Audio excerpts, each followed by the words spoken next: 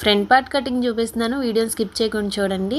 Back part cutting చూసుంటే okay, చూడకపోతే ఒకసారి వెళ్ళి ఛానల్లో చెక్ చేయండి. క్లాత్ని సింగిల్ ఫోల్డింగ్ మీద డబల్ లేయర్స్ ఉండేలాగా పెట్టుకొని ఆల్రెడీ బ్యాక్ పార్ట్ కట్ చేసి పెట్టుకున్నాక దాన్ని తీసుకొచ్చి ఈ విధంగా క్రాస్గా యాజ్ ఇట్ ఈజ్ మార్క్ చేసుకోవాలి. ఖర్చు దగ్గర చంక రౌండ్ దగ్గర ఈ విధంగా మార్క్ చేసుకోవాలి. నెక్స్ట్ నెక్ డౌన్ 6 ఇంచెస్కి మార్క్ చేసుకొని ఈ విధంగా కర్వ్ తీసుకోవాలి. అలాగే లోతు కోసం షోల్డర్ దగ్గర నుంచి 1 ఇంచ్ దగ్గర నుంచి లైన్ లోపటికి 1/2 ఇంచ్ ఉండలాగిన కర్వ్ దగ్గర 1/2 ఇంచ్ ఉండలాగిన క్రాస్ తీసుకోవాలి. అప్పుడే చంకలో ముడతలు లేకుండా స్టిచ్ చేసినప్పుడు పర్ఫెక్ట్గా ఉంటుంది. ఖర్చు వైపున కింద నుంచి పై వైపుకి 2 ఇంచెస్కి మార్క్ చేసుకోవాలి.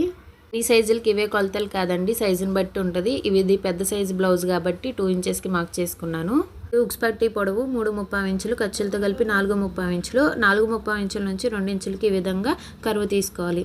ఈ షోల్డర్ దగ్గర 1/2 ఇంచ్ ఎక్స్ట్రా పై వైపుకి మార్క్ చేసుకోవాలి. దీనివల్ల షోల్డర్ కుట్ అనేది కిందకి జారినట్టు ఉండదు, పర్ఫెక్ట్గా భుజం మీద నిలబడి ఉంటుంది. నెక్స్ట్ మార్క్ చేసుకున్న విధంగా కట్ చేసుకోవడమేను.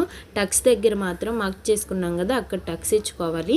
ఎందుకంటే సైడ్ జాయింట్స్ వేసేటప్పుడు మనకి పెద్ద కొలుచుకునే అవసరం లేకుండా ఆ టక్స్ మీదకి స్టిచ్ వేసేసుకుంటాం. వీడియో నచ్చితే లైక్ చేయండి, యూస్ఫుల్ అనుకుంటే సబ్స్క్రైబ్ చేయండి. Thanks for watching. Main dots కోసం ఉక్స్ పట్టి నుంచి 2 ఇంచెస్కి మార్క్ చేసుకొని అక్కడ నుంచి మెయిన్ డాట్ వెడల్పు మార్క్ చేసుకోవాలి.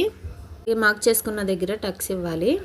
ఉక్స్ పట్టి వైపు డాట్ అనేది కింద నుంచి పై వైపుకి 2 ఇంచెస్ దగ్గర వేసుకోవాలి, మిడిల్లోకి వేసుకోకూడదు.